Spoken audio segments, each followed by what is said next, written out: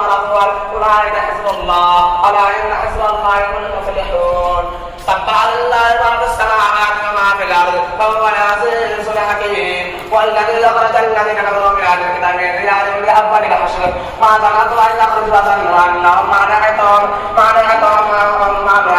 حصل من الله كلا فأتاهم الله من حيث لم يحتسبوا وقذف في قلوبهم ويخربون بيوتهم بأيديهم وغير أيدي المؤمنين فاعتبروا يا أولي الأبصار